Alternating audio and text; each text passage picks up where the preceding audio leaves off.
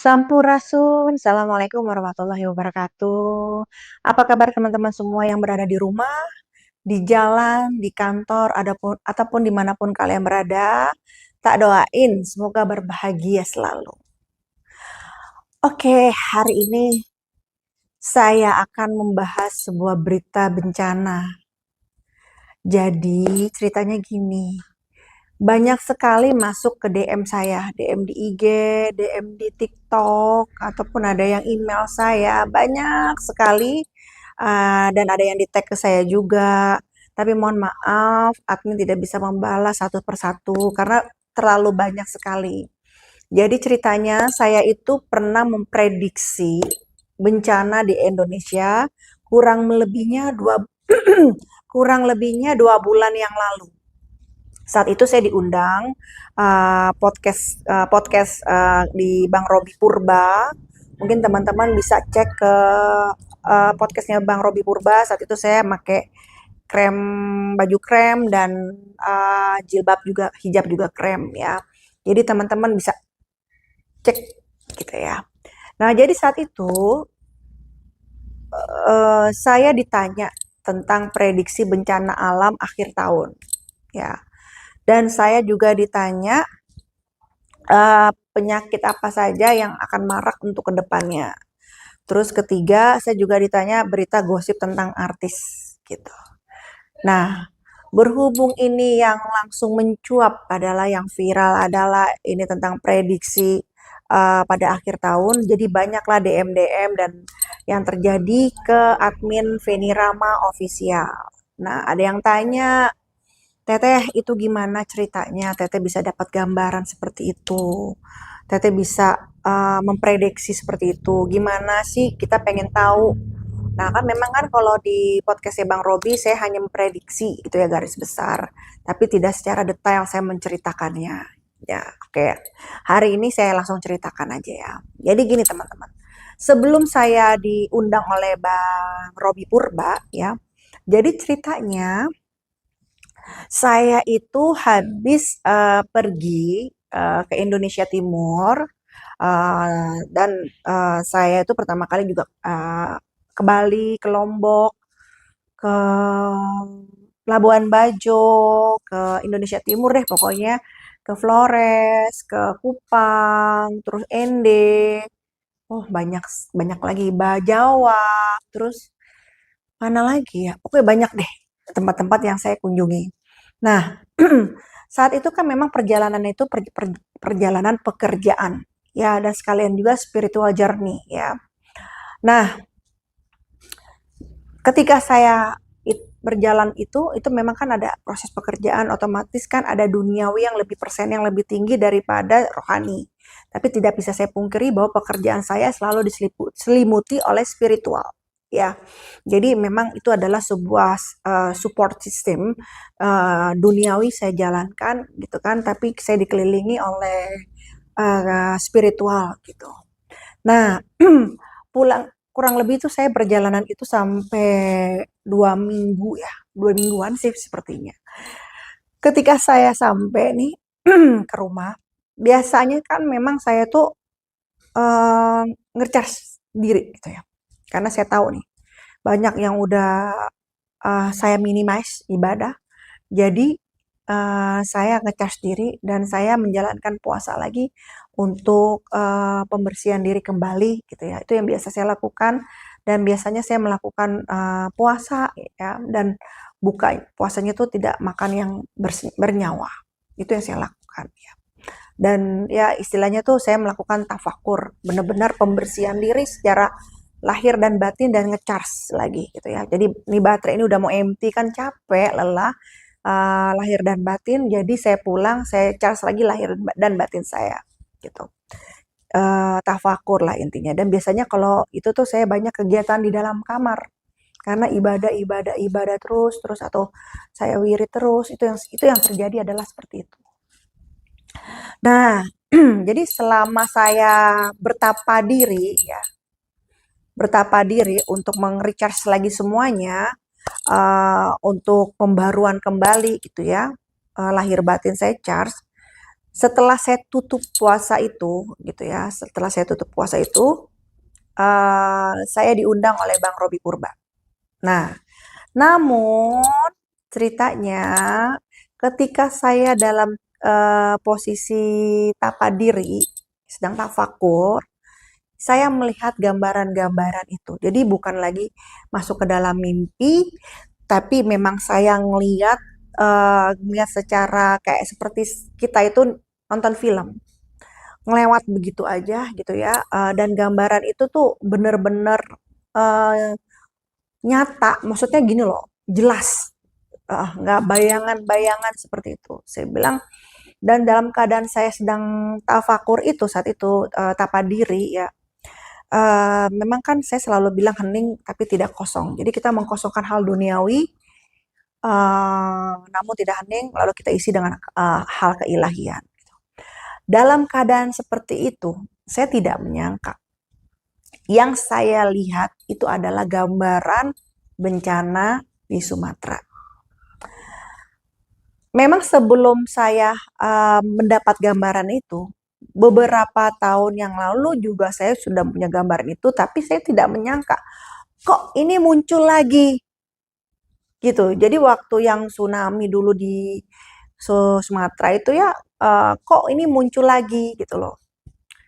Dan jelas banget air gitu di mana-mana. Saya melihat kesedihan dan saya lihat saat itu air tuh tinggi. Di mana di daratan tuh tinggi sekali gitu loh, sehingga di mana-mana tuh air, bukan genangan lagi kan. Kalau genangan itu kan ya masih cetek ya. Ini dalam. Di yang saya lihat itu kita untuk jalan di lokasi itu harus menggunakan kayak perahu karet kayak apa gitu loh. Itu yang saya ngelihat dan luas banget gitu loh. Nggak hanya, saya pikir kan hanya banjir lokal yang ada di daerah A gitu ya. Ini enggak, ini yang saya lihat tuh luas. Jadi saya posisinya itu ketika saya sedang tapadiri ya. Awalnya saya merem. Ketika saya merem itu yang saya lihat. Nah, saya terkejut dong. Karena kan tadi saya bilang hening tapi tidak kosong. Kita mengkosongkan hal duniawi. Ya, saya kosongkan semua itu. Hanya keilahian. Jadi ketika saya merem, gambaran itu muncul seperti saya nonton film. Gitu loh. Saya dilihatin semua wilayah-wilayahnya yang terjadi. Tersontak saya kaget. Ya, membangunkan dari tapaknya saya lah, istilahnya seperti itu. Saya langsung saya melek begini, saya ucap astagfirullahaladzim, saya bilang gitu kan. Nah, ketika mata saya melek itu, saya melihat kembali. Jadi ketika saya merem saya melihat, ketika saya melek saya melihat. Jadi yang saya lihat itu adalah bukan pandangan yang ada di depan saya ada apa gitu. Justru saya berada di lokasi saat kejadian itu. Tapi posisinya saat itu saya tinggi gitu. Jadi saya bisa kayak ngelihat semua. Kayak saya tuh kayak ada di menara mana gitu. Saya tinggi gitu ya. Terus saya bisa ngelihat wilayah-wilayah mana itu saya ngelihat. Di situ saya ngelihat tuh namanya tangisan, kesedihan, dan menurut saya parah ya, parah sekali karena banyak banyak yang apa barang-barang atau surat-surat berharga yang hancur. Terus juga banyak uh, tangisan anak kecil gitu ya yang masih digendong-gendong atau apa, dan banyak sekali manula-manula yang sulit untuk dievakuasi gitu ya. Itu yang saya lihat, dan saya ngeliat perahu karet ngambil-ngambilin orang-orang celentang, apa itu sakit atau bagaimana saya tidak paham, karena kan memang posisinya saya hanya melihat, saya tidak menanyakan keadaan kejadian ini ada apa nih gitu, enggak gitu. Cuma saya dikasih tahu wilayahnya, titik wilayahnya gitu. Nah, itu lumayan lama teman-teman kejadian itu. Jadi ketika saya lagi berzikir ya, itu lumayan lama. Saya nonton itu tuh lumayan lama. Saya bilang astagfirullahaladzim. Saya bilang langsung ngomong innalillahi wa inna ilaihi rajiun.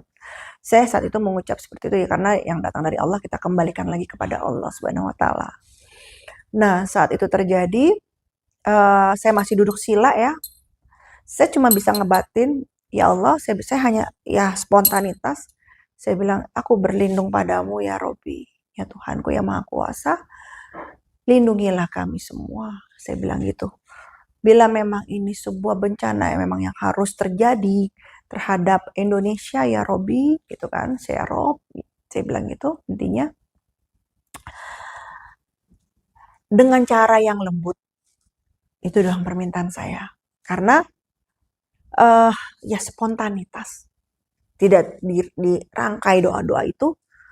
Saya cuma bilang bila memang bencana ini harus hadir, harus dilewati, ingin hadir itu dengan yang soft gitu, yang lembut. Gitu. Intinya tidak membuat semua itu kaget, benar gitu ya. Memang sih namanya bencana pasti kan mengagetkan semua ya. Cuman setidaknya diminimize sebuah kejadiannya itu gitu. Dimanapun itu berada. Itu saat itu saya cuma bisa berdoa dan ampuni kami hamba-hambamu ya Allah. Jadi saya jatuhnya bukan mendoakan diri saya, tidak, udah nggak sempet saya berpikir itu, ampunilah dosa-dosa kami semua ya Allah, saya bilang gitu. Bila mana ada khilaf dan tentunya pasti ada dosa, saya bilang gitu. Ampuni kami semua dan semoga bencana ini akan menghapus segala dosa-dosa kami dan akan membangun segala menata kembali Indonesia yang baik gitu. Itu aja. Saya berdoanya seperti itu karena feeling saya saat itu ketika saya melihat itu ini nyata jadi kenyataan. Jadi bukan penglihatan halu gitu atau penglihatan kayak main-main, enggak. Karena saya mendapatkan yang itu ketika saya sedang recharge diri gitu ya, lahir batin, saya lagi tafakur, saya lagi istilahnya tuh kalau bahasa sekarang tuh lagi tapa diri gitu ya, secara lahir dan batin, lalu yang datang petunjuk itu gitu. Sebenarnya ada petunjuk lain, cuman rahasia karena itu masuknya ke ada orang-orang adalah pokoknya itu ya. Nah, ketika saya sudah selesai zikir, saya masih merenungkan itu. Besokannya saya masih memikirkan itu gitu. Apa terulang lagi gitu ya kejadian ini gitu. Dan memang di Sumatera gitu. Terus akhirnya setelah saya dapat petunjuk itu, saya coba untuk make surein lagi apa yang saya rasa. Bener gak sih ini yang saya rasa? Kok saya ngeliat air yang tinggi di daerah Sumatera, di Padang, saya melihat air yang sangat tinggi gitu ya. Itu memang yang paling saya takutkan. Dari dulu saya pernah bilang, bukan hanya saat dengan Bang Robi Purba, beberapa tahun yang lalu saya juga pernah bilang yang paling saya takutin adalah Sumatera ya, khususnya Sumatera Barat, karena memang yang lebih terkikis oleh air adalah daerah tersebut. Ya kan peta tuh ya, lebih terkikis gitu daerah tersebut. Bukan ingin menakuti, tapi memang apa yang saya lihat seperti itu. Dan itu sudah beberapa tahun yang lalu, ditambah lagi petunjuknya itu ya 2 atau 3 bulan yang lalu saya mendapatkan petunjuk itu terulang. Jadi setahun yang lalu tuh udah dapat petunjuk, terus kayak udah mendekati hari H-nya tuh kayak dilihatin lagi, diingetin. Dan untungnya diundang Bang Robi Purba. Gitu. Jadi setelah saya puasa, setelah saya tapa diri, saya dapat calling ya dari manajemen bahwa saya diundang oleh Bang Robi Purba untuk membahas masalah Ibunda Kanjeng Ratu Prameswari Pencono Sari, Ratu Kidul, membahas bencana alam akhir tahun, membahas penyakit, untuk kedepannya yang banyak tersebar penyakit apa, dan berita tentang artis kejadiannya apa gitu. Jadi makanya saya bilang ke Bang Robi Purba, pas banget nih diundang, pas saya tutup puasa, pas saya keluar kamar, karena biasanya saya kalau lagi begitu tuh lebih banyak waktunya dihabiskan di kamar, khususnya malam hari ya. Jadi lebih banyak itu gitu loh, untuk mendekatkan diri kepada Allah Subhanahu wa taala. Nah, beritanya lagi teman-teman, baru tadi malam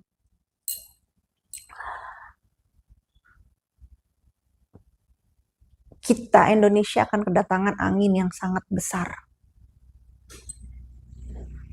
Anginnya besar sekali dan menggulung.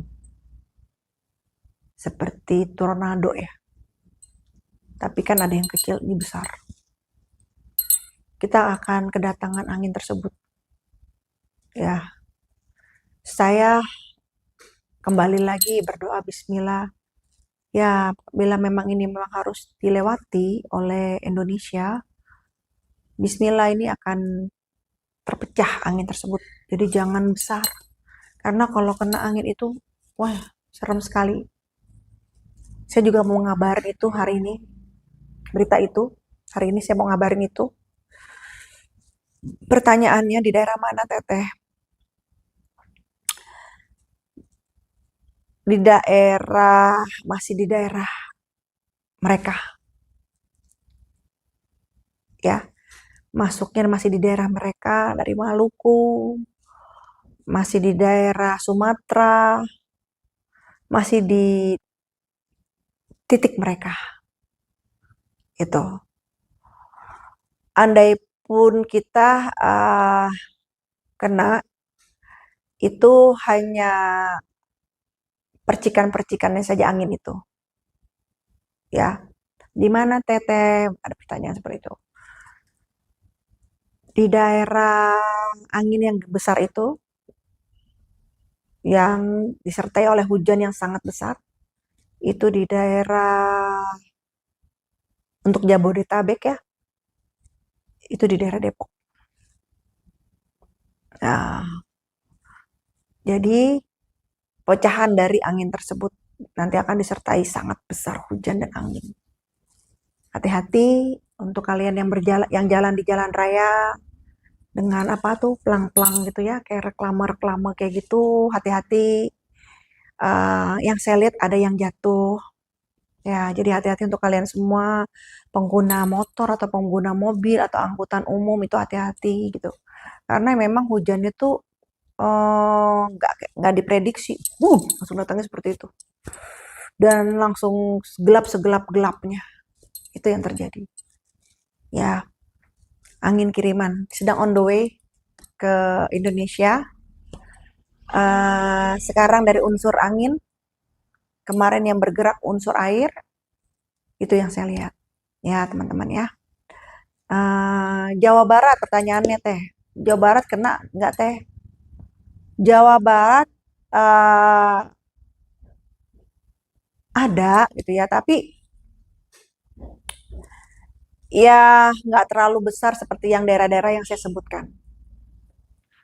Gitu, masih bisa kondusif lah ya.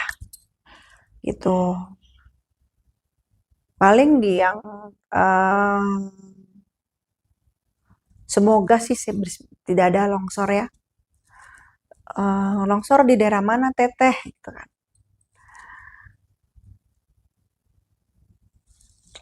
Apa itu saya lupa daerahnya tuh, di daerah Bogor. Ada titik yang longsor. Faktor unsur air ya karena memang besar ya. Namun karena memang daerah tersebut kemarin sudah kena banjir, jadi sudah ada penanggulangan, jadi tidak terlalu parah. Gitu. Yang keluar di mulut saya itu daerah Ciapus. Bismillah tidak ya, tapi memang ada satu titik di Bogor. Tidak terlalu parah karena sudah pernah kena. Jadi ada penanggulangannya gitu. Nah, itu yang kejadian. Nah, ada lagi yang bertanya ke saya, ke DM, ke IG, ke TikTok.